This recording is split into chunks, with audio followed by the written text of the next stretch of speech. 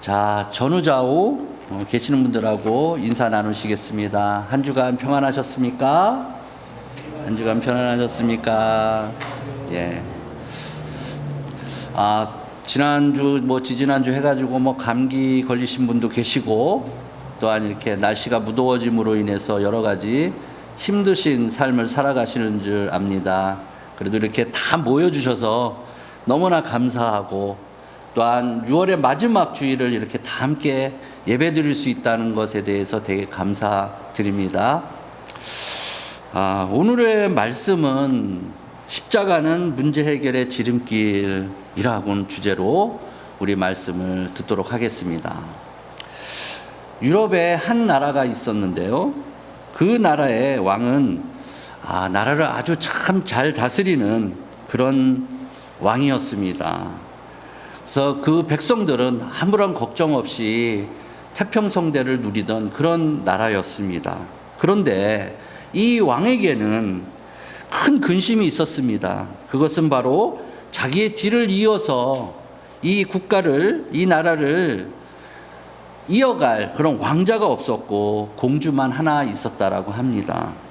그래서 그 공주의 신랑을 뽑아서 그 나라를 이을 대를 잇게 할 생각으로 왕은 전국에 방을 붙였다라고 합니다. 드디어 공주의 신랑을 뽑는 날이 되자 전국에서 엄청난 인원수의 그런 젊은이들이 몰려들었다라고 합니다. 이 시험의 첫 번째 관문은 그 당시에 에는 말타기와 이런 활쏘기 이런 것들이 중요했다고 합니다. 그래서 첫 번째 관문이 바로 말타기와 활쏘기를 진행을 했다고 합니다. 이 시험에서 거의 많은 자들이 탈락을 하였고 약 한 20명 정도가 1차로 합격을 했다고 합니다.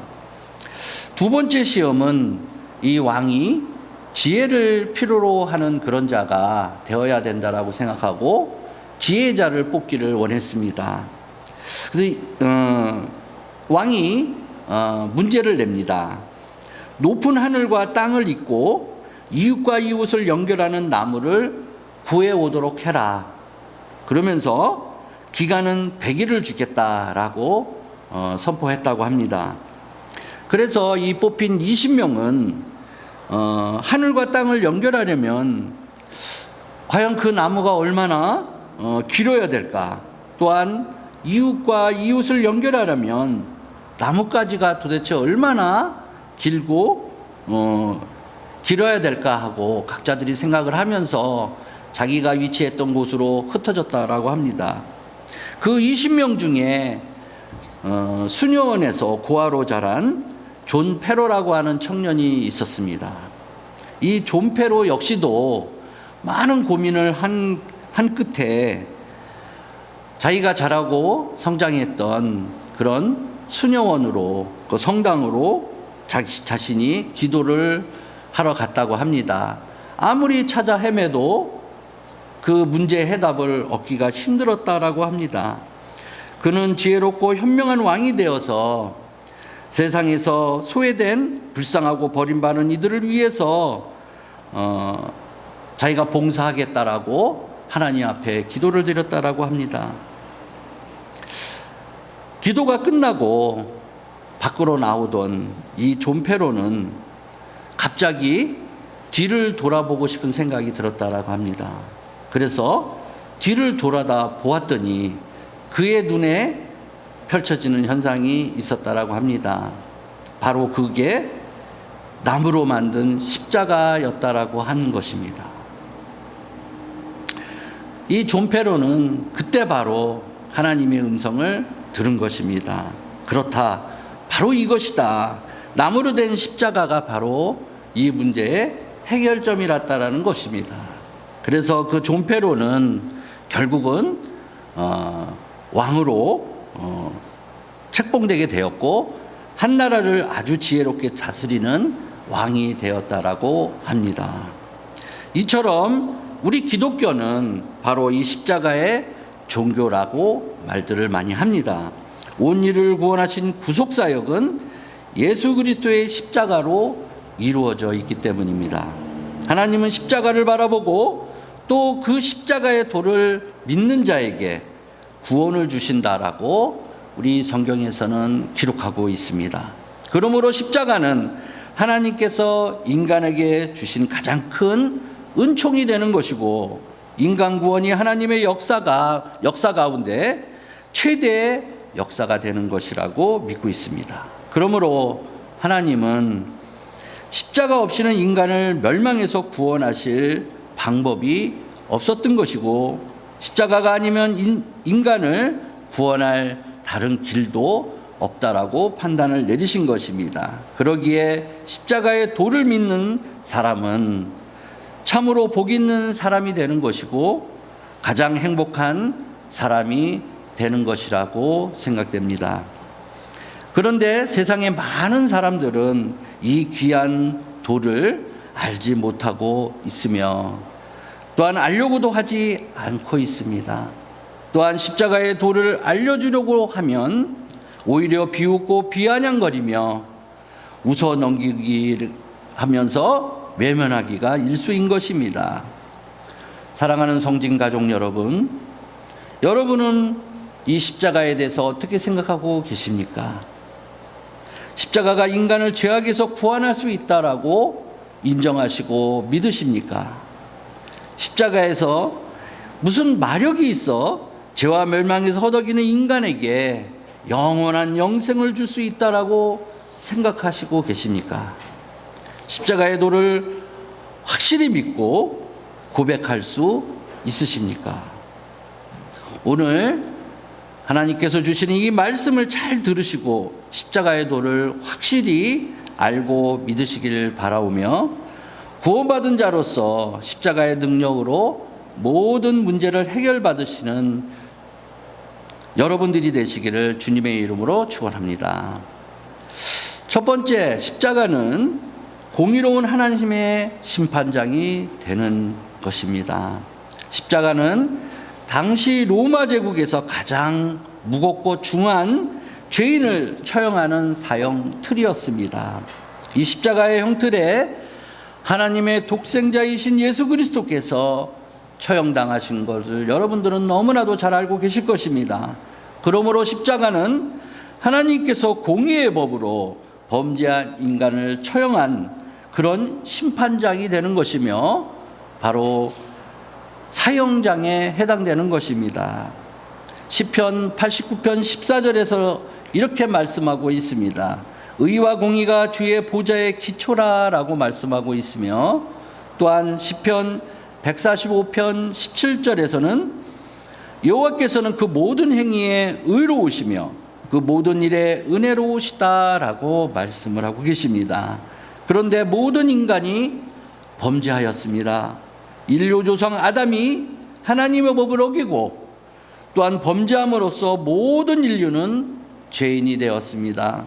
아담 한 사람의 범죄로 인하여 아담의 후손인 모든 인류는 어쩔 수 없이 원죄를 가지게 된 것입니다. 뿐만 아니라 모든 인간이 스스로 지은 죄 때문에 죄값을 지불하지 않을 수가 없는 그런 처지가 된 것입니다. 우리 개개인이 스스로 지은 죄라는 것은 피조물로서 바로 창조주이신 하나님을 알지 못하는 일일 것입니다. 혹시 안다고 할지라도 그에게 감사하지 않고 경배하지 않는 것이 우리가 지은 죄라고 할 수 있을 것입니다. 혹시 어떤 행동으로 큰 잘못이 없다고 할지라도 혹 내 마음에 불이나 추악이나 또한 악의, 시기, 살인, 분쟁, 또한 악독, 비방, 미움, 능욕, 교만, 자랑, 또한 부모님을 거역하고 불효하는 것 등등 어떤 것 하나라도 허물과 잘못이 없는 사람은 없다는 것입니다. 만일 하나라도 해당되는 것이 있다면 그는 죄인이 되는 것입니다. 모든 인간이 이처럼 크나큰 죄를 지었다면 응당 그 죄에 대한 대가를 받아야 합니다. 그 대가가 바로 하나님의 심판이라는 것입니다. 범죄한 자가 벌을 받는 것이 지극히 당연하다라고 하겠습니다. 하나님의 심판은 무엇일까요? 바로 사망을 말하는 것이며, 사망이란 곧 영원한 형벌을 의미하고 있습니다. 히브리서 9장 27절에 이런 말씀이 있습니다. 한 번 죽는 것은 사람에게 정해진 것이요 그 후에는 심판이 있으리니 라고 말씀하고 있는 것입니다. 그런데 너무 감사한 일은 이 심판을 하나님께서는 인간 개개인에게 짊어지게 하시지 않으시고, 그 대신 독생자이신 예수 그리스도로 하여금 그 십자가를 담당하게 하셨습니다. 이사야서 53장 6절에서 보면 우리는 다 양 같아서 그릇 행하여 각기 제 길로 갔거늘 여호와께서는 우리 모두의 죄악을 그에게 담당시키셨도다라고 말씀을 기록하고 있습니다. 또한 베드로전서 2장 24절에서도 친히 나무에 달려 그 몸으로 우리 죄를 담당하셨으니 이는 우리로 죄에 대하여 죽고 의에 대하여 살게 하려 하심이니라 라고 말씀을 기록하고 있다는 것입니다. 그래서 예수 그리스도는 하나님의 아들이셨지만 십자가상에서 처참하게 처형당하실 수 있었던 것입니다. 이런 사실을 볼 때 과연 하나님은 공의의 하나님이시요 또한 하나님의 법은 공의로운 법이기에 온 인류를 죄를 대신 지은 그리스도에게 그 형벌을 조금도 감하지 않으시고 바로 심판하셨다라는 것입니다. 그래서 주님은 십자가상에서 엘리 엘리 라마 사박다니 나의 하나님 어찌 나를 버리십니까? 라고 말을 했다는 것입니다. 이에 예수님은 우리가 머리로 지은 죄값으로 머리에 가시관을 쓰시게 된 것이고, 또한 피를 흘리셨으며 마음으로 지은 죄 때문에 옆구리에 바로 창을 받고 물과 피를 모두 쏟는 그런 주님이 되셨은 것이고, 우리의 손과 발이 지은 죄 때문에 주님께서는 양과 양발에 바로 못 박혀 십자가에 죽으셨던 것입니다. 그리고 우리가 지은 정신적이고 영적인 죄값 때문에 갖은 멸시와 천대 또한 조소와 침뱉음을 당하셨고, 로마에게는 결코 잊을 수 없는 그런 십자가를 짊어지게 만드셨던 것입니다. 이로써 공의로우신 하나님의 심판은 집행되었던 것입니다. 그러므로 십자가는 범죄한 인간의 죄값 때문에 예수 그리스도가 처형당한 비극의 장소인 것이고, 공의로운 하나님의 심판장이 되었던 그런 장소인 것입니다. 또한 십자가는 천지간의 하나님의 사랑의 극치라고 말씀할 수 있습니다. 바로 두 번째가 하나님의 사랑의 극치를 말하고 있습니다. 우리가 십자가를 대할 때마다 인간의 죄가 얼마나 깊은가를 알게 할 뿐만 아니라 하나님의 사랑이 얼마나 큰 것인가를 알 수 있는 그런 십자가라는 것입니다. 요한일서 4장 8절에는 하나님은 사랑이심이라 라고 말씀하고 있습니다. 하나님이 얼마나 우리를 사랑하는 분이신가를 알 수 있는 것은 우리를 구원하시기 위하여 우리 대신 그의 독생자 예수 그리스도를 십자가상에서 처형당하게 그냥 놔두셨다는 사실을 바로 그것을 증명하고 있는 것입니다. 옛날에 말 수레를 타고 다닐 때의 일입니다. 미국의 어느 청년이 약한 자를 태우고 가다가 언덕 위에서 잠시 쉬어 있었는데 갑자기 말이 그의 애인을 태운 채 언덕 밑으로 달리기 시작했다는 것입니다. 이때 청년이 달려가서 그 말의 고삐를 붙잡고 매달려서 겨우겨우 그 말수레가 정지했다라는 것입니다. 그러나 이 말수레를 정지시키기 위해서 그 애인이 행했던 그 행위 때문에 그 애인은 바로 그 청년은 그 수레 말굽혀에 밟히고 수레바퀴에 깔려서 죽을 지경이 되었다라는 것입니다. 그 애인이 피투성이가 되어버린 청년의 머리를 두 손으로 잡고 일으켜 세우면서 그에게 다가갔습니다. 그가 마지막 숨을 거두면서 한 말이 내가 당신을 너무너무 사랑했소 라는 말이었다고 합니다. 이와 같이 저와 여러분은 죄악의 검은 말을 탄 채 죽음과 지옥으로 달려가고 있을 때 바로 예수님께서 자신을 돌보지 않으시고 갈보리산 위에서 우리를 위해 십자가상에서 그의 생명을 내어주셨던 것과 같다라는 것입니다. 세상에 그 누구도 우리를 대신해서 죗값을 지불해 줄 사람은 진정으로 하나도 없다고 할 것입니다. 왜냐하면 우리 모두가 죄인이기 때문입니다. 또한 천사라도 어쩔 수 없을 것입니다. 왜냐하면 천사는 인간이 아니기 때문입니다. 그러므로 흠도 없고 티도 없는 참 사람이신 예수 그리스도만이 우리를 대신해서 죽을 수가 있다라는 것입니다. 어느 날 한 임금이 어린 왕자를 데리고 신하들과 함께 뱃놀이를 나갔다고 합니다. 그런데 한참 놀다가 그만 왕자가 물에 빠지게 되었다라는 것입니다. 이를 본 임금이 주저함없이 물속에 뛰어들어 왕자를 구했습니다. 이에 옆에 있던 신하가 임금님 우리를 명하여 구출하도록 명하셨다면 우리가 구했을 때 것이고 왜 친히 물속에 들어가셨습니까? 라고 말을 했다고 합니다. 그러나 여러분들 생각해 보십시오. 그 신하는 임금님의 자식에 대한 그 진정한 사랑을 모르고 한 말이 아닐까 싶습니다. 우리를 사랑하시는 하나님의 사랑이 이와 같다라고 말씀하는 것입니다. 하나님이 우리를 사랑하심이 지극히 또한 극심하시기에 육신을 입으시고 죄악 많은 이 세상에 오셔서 십자가를 진히 지신 것입니다. 그러므로 십자가는 하나님의 사랑의 절정이며 극치라고 할 것입니다. 이 십자가는 하나님이 인간을 얼마나 사랑하고 계시는가를 단적으로 보여주는 증거인 것입니다.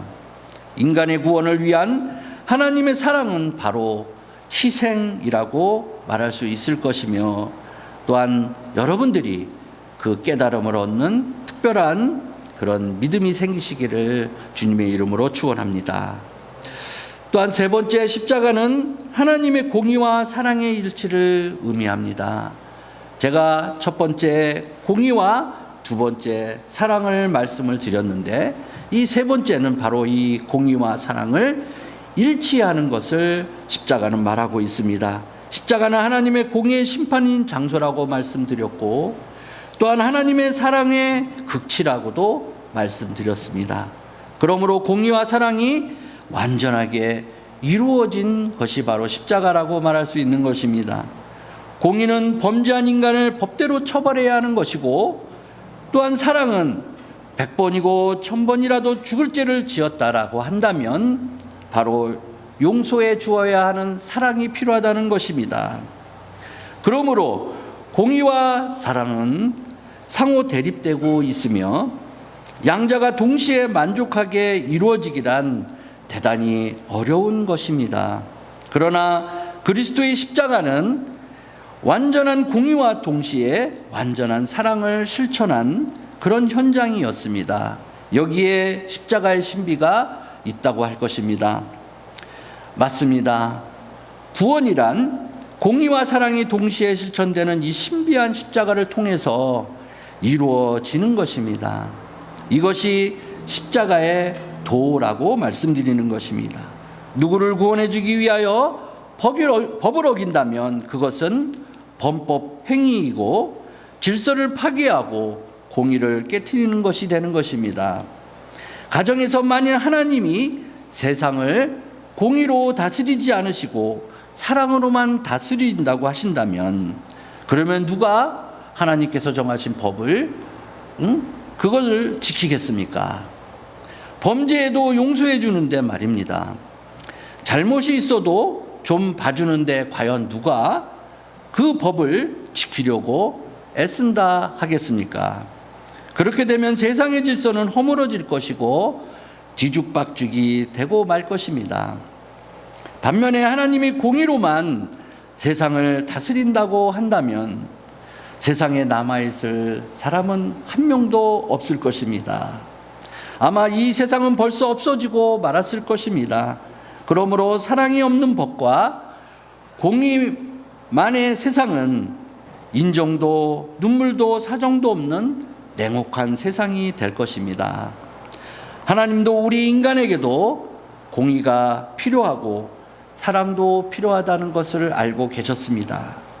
왜냐하면 공의는 사람을 완전하게 해주고 사랑 또한 공의로 인하여 완전해지기 때문입니다. 바로 십자가라는 것입니다. 따라서 십자가는 인간 구원의 유일한 길입니다. 하나님은 십자가 외에 인간을 구원할 다른 길이 없으며 우리 인간은 십자가만이 하나님 나라에 이르는 통로가 되는 것임을 가르쳐 주고 있습니다. 그리고 누구든지 어떤 죄를 지었든지 이 십자가의 도를 믿는 자에게는 구원이라는 것을 주시는 것입니다. 주님은 요한복음 14장 6절에서 나는 길이요 진리요 생명이니 나로만 말미암지 않고는 아버지께로 올 자가 없느니라 라고 말씀해 주셨습니다. 또한 요한복음 3장 14절로 15절에서도 모세가 광야에서 뱀을 든 것 같이 인자도 들어야 하리니 이는 저를 믿는 자마다 영생을 얻게 하려 함이라라고 말씀을 주셨습니다.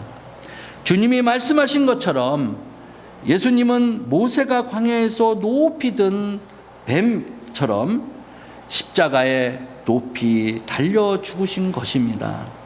뱀에 물려 죽어가던 이스라엘 백성들이 뱀을 바라보고 산 것처럼 범죄하여 죽을 수밖에 없는 우리들 인간들이 십자가의 예수를 바라보면 구원을 얻는다라는 말씀인 것입니다.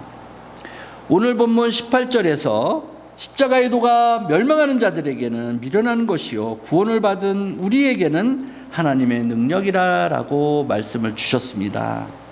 세상 사람들은 십자가를 믿는 것을 미련한 일이라고 말하고 있지만 2000년 전 십자가에 무슨 마력이 힘이 있어서 우리를 구원하는 것이 아니라 하나님의 사랑의 능력으로 구원해 주시는 것임을 믿으시길 바랍니다. 누구든지 하나님의 구원의 도리를 믿으시면 구원을 얻는다라는 것을 아시기를 바라겠습니다. 하나님의 약속을 굳게 믿고 간절히 부르짖어 구하면 모든 문제를 해결받을 수 있다라는 것입니다. 구원은 하나님의 능력이 되는 것입니다. 이와 같이 이 세상의 어떤 문제의 해결도 십자가의 능력으로 이루어지는 것이라고 말씀하는 것입니다. 그러므로 십자가는 인간의 지신 유일한 길이라고 말하는 것입니다.